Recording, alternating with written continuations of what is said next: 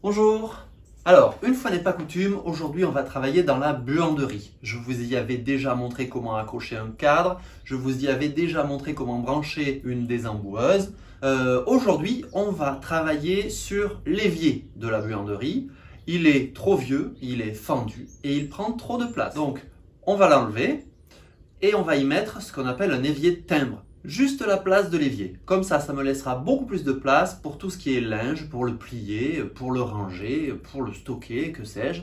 Allez, on s'y jette, on commence tout de suite par enlever le vieil évier. C'est difficile à dire ça. C'est cet évier qu'il va falloir retirer.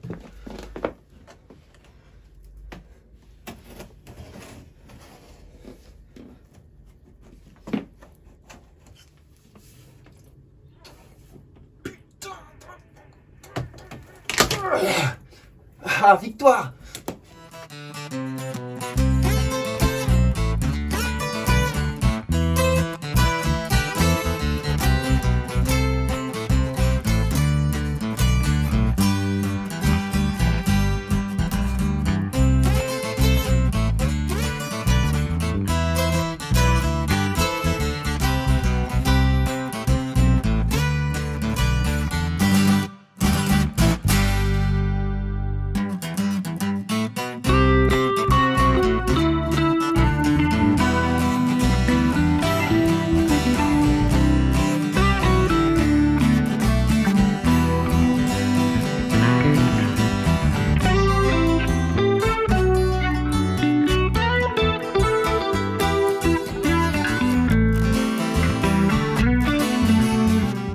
Je voulais vous montrer l'évier, je ne l'ai pas encore détaillé. Donc cet évier est comme ceci, hein, pas de trop plein, c'est un évier des années 60 j'imagine, qu'il va falloir que je décrasse. J'ai commencé ici avec de la paille de fer, et juste de la paille de fer et de l'eau, ça marche pas trop mal. Si j'arrive à ravoir tout l'évier comme là, je serai content. J'ai mélangé dans ce vaporisateur à part égale de l'eau et du vinaigre blanc à 14%. Ça favorise grandement le décrassage que j'avais commencé uniquement avec la laine d'acier et l'eau. Et ça marche pas mal, vous allez voir.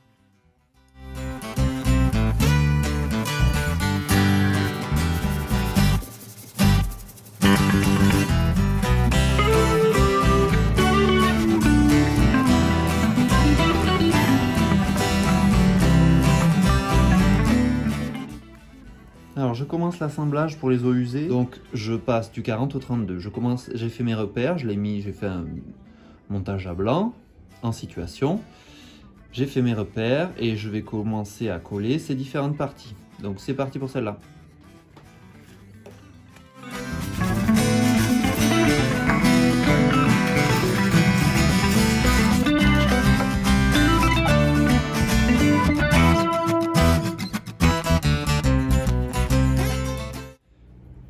Ça suffira. Et je fais rejoindre les deux parties du trait. Voilà, je passe le doigt à l'intérieur. Alors c'est pas très bon pour la peau, mais je passe le doigt pour enlever à l'intérieur le bourrelet de colle qui se fait. Et j'essuie mon doigt assez vite. Voilà, donc en quelques secondes c'est pris, je peux passer au suivant.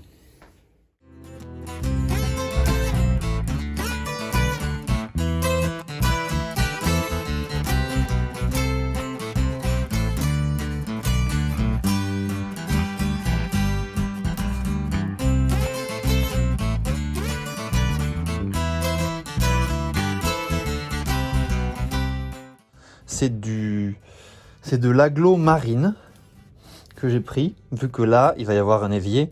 J'espère que ça suffira, mais je vais le peindre de toute manière. Il ne restera pas vert comme ça. Alors, il faut que je découpe le fond, ce qui sera contre le mur de ma plaque.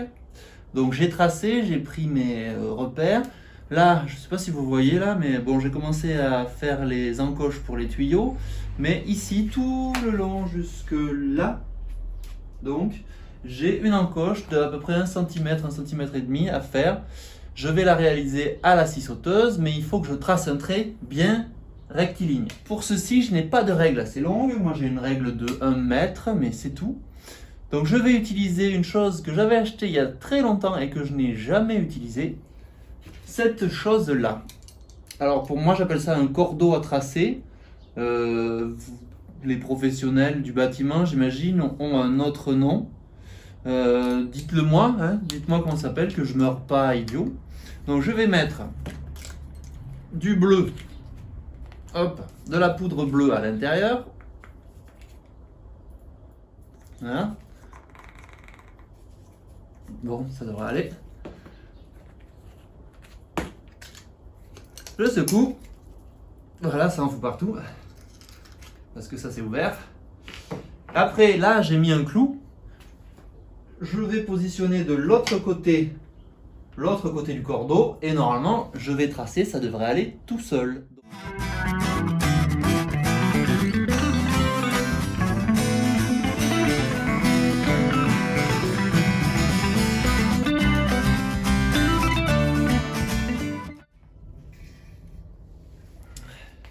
Bon alors, quand on ne sait pas se servir d'un instrument, ça demande plusieurs essais. Là, j'ai chié, ça a foutu de la poudre partout. Alors là, au bout, vous ne le voyez pas, mais le trait, il est bien. Mais là, on ne voit pas le trait. Donc je vais aspirer tout ça, nettoyer et recommencer.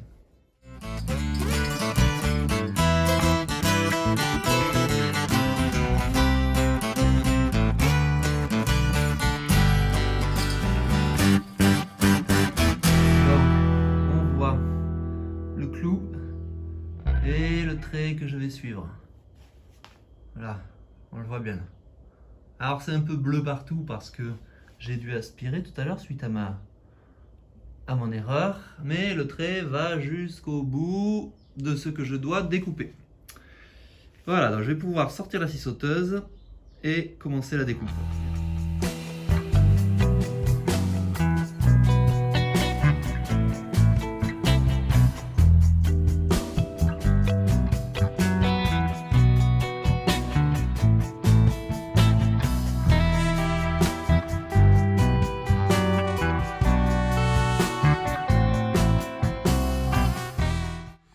Là, vous voyez derrière, c'est juste. Et là, vous voyez peut-être, on est pas mal. Il n'y a pas de défaut qu'un joint de silicone ne saurait cacher.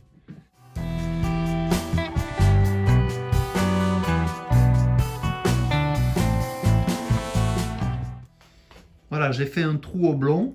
Comme ça, je vais pouvoir faire un réglage de l'évier d'avant en arrière si nécessaire. Je vais peindre en blanc, je vais faire une couche sur la face de dessous et au moins 2 couches sur le dessus. Je peins le dessous parce que ces bois là reconstitués n'aiment pas être peints que d'un côté, ils ont tendance à se voiler, à se déformer. Donc je mets une couche dessous et 2 couches par-dessus. C'est parti!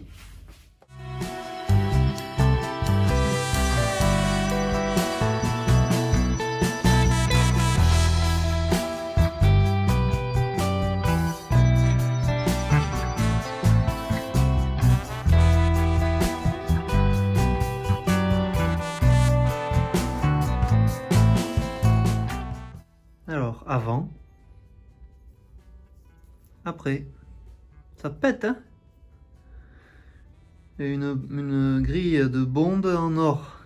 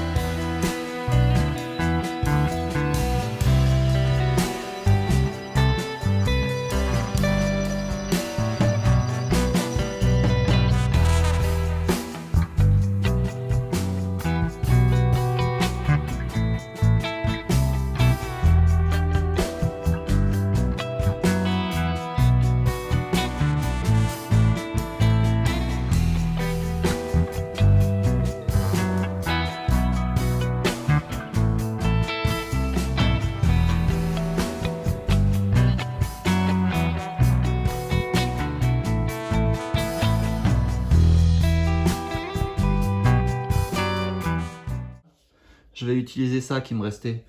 J'avais acheté ça pour faire juste 1 mètre de joint. Je peux en faire 5, ah non, 2,5. Donc je vais l'utiliser pour là.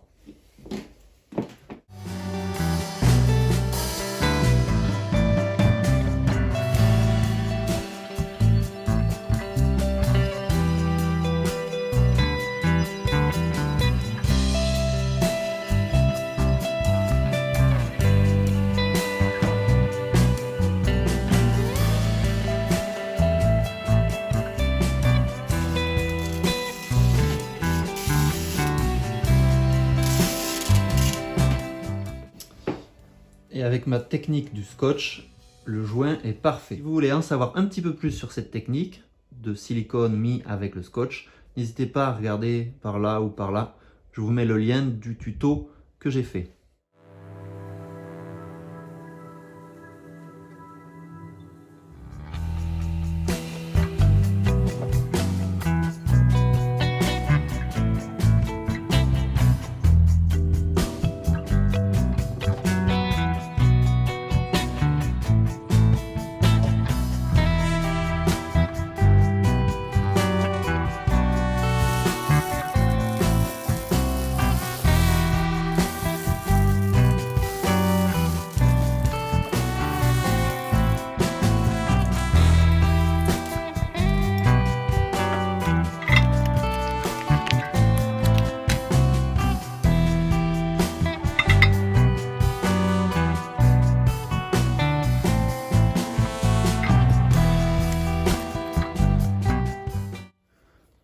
Pour le joint qui va aller en dessous, ici, contre cette partie, j'ai acheté ce joint-là, joint de bonde, voilà.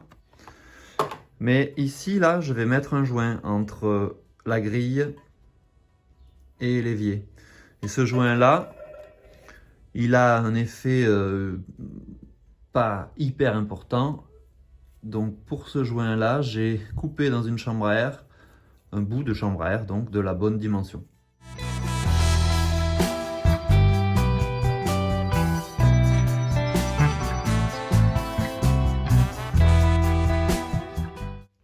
Là, il faut une vis avec une tête fraisée. Dans tout mon bazar, là, voilà, j'ai tout un bordel de vis à métaux. Je n'ai trouvé aucune. Donc, j'ai un écrou un écrou borgne, comme ça.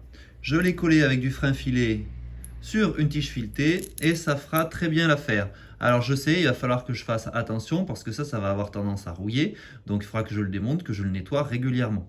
Mais comme cet évier, on ne s'en sert pas non plus tous les jours, ça fera très bien l'affaire jusqu'à ce que je trouve la bonne vis qui va bien ici. Hop. Le joint pour le dessous.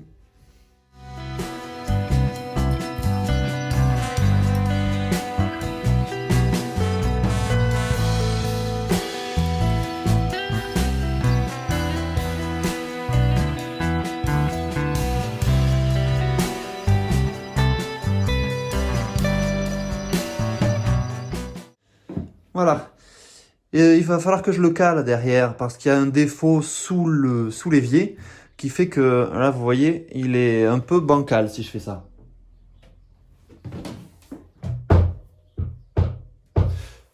Donc je vais chercher une petite cale en bois pour le caler avant de le coller définitivement à sa place.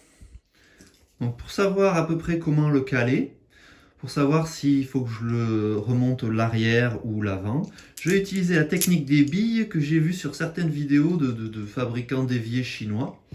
Donc, je les mets là, et normalement elles devraient toutes partir vers le siphon, comme l'eau fera plus tard.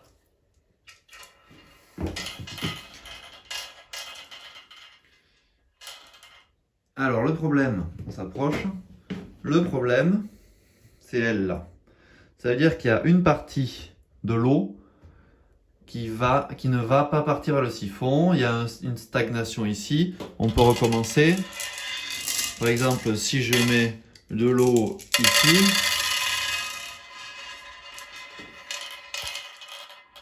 Alors il y a une partie de l'eau qui va partir, ça veut dire en fait que mon évier est plutôt plat. Vous voyez, l'eau, elle stagne. Donc je vais remonter un peu l'avant, histoire de faire partir toute l'eau, symbolisée par mes billes, vers la bonde. Donc après un calage provisoire, hein, j'ai mis juste 2 petites cales. On va voir si mes billes partent bien toutes vers le siphon. Bon, là oui, on va faire une deuxième expérience. Je vais les pousser vers moi. On va voir celle-là. Là. Elle hésite. Hein. Bon, mais c'est pas mal.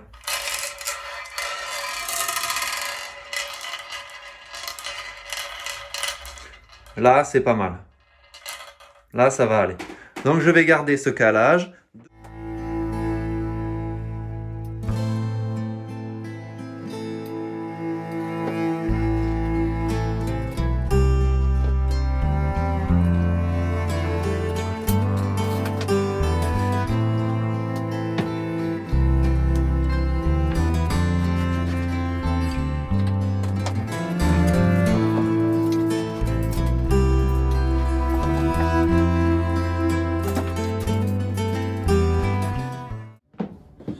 Allez, il faut bien un premier test. Je vais vider ça, je vais regarder si ça fuit en dessous.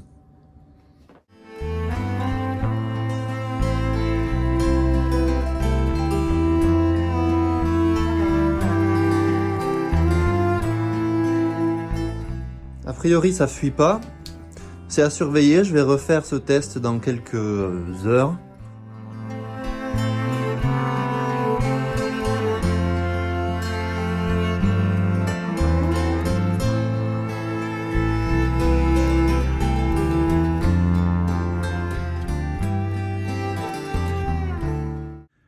Voilà, après quelques déboires dus à des joints défaillants, je peux faire ça sans craindre de fuite. Ici, là c'était un peu chiant, la jonction entre l'évier au-dessus et ce vieux siphon. Voilà. Et là, donc j'ai relié le robinet à l'arrivée d'eau froide et chaude.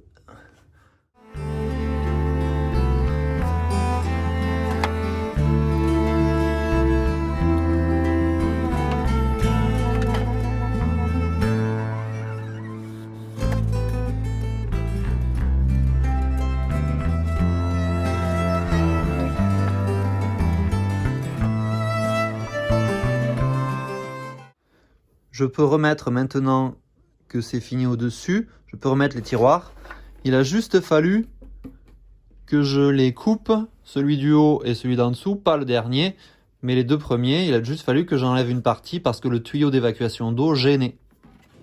Alors j'ai retrouvé ces plaques, c'est du marbre, hein, qui était dans l'ancienne salle de bain de la maison avant que je la détruise, mais les anciens propriétaires avaient gardé ça au cas où ils en cassent un morceau. Donc je vais utiliser ces carreaux, j'en ai 3, pour protéger mon plan de travail. Donc je vais découper une plaque de cette forme-là pour pouvoir la mettre ici. Là, et je vais en mettre la deuxième là.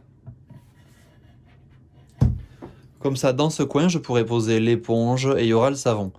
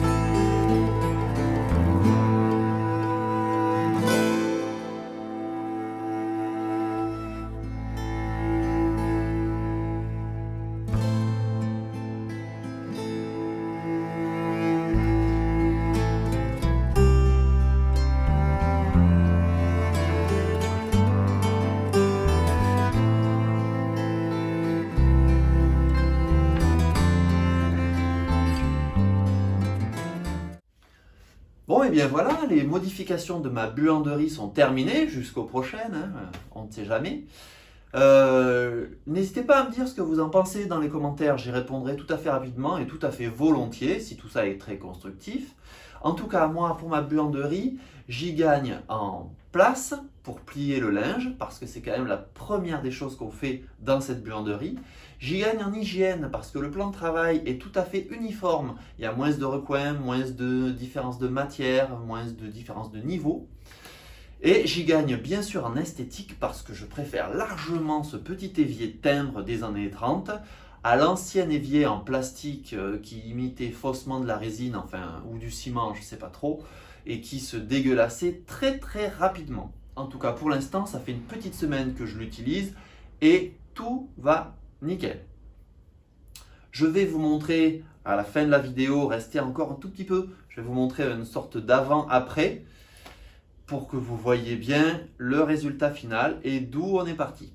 En tout cas, si cette vidéo vous a plu, n'hésitez pas à mettre un pouce en l'air, ça m'encourage moi personnellement. N'hésitez pas à vous abonner, il y a encore des projets qui vont arriver, dont notamment un petit projet toujours sur cette buanderie. Dans tous les cas, bon futur bricolage et à bientôt. Au revoir.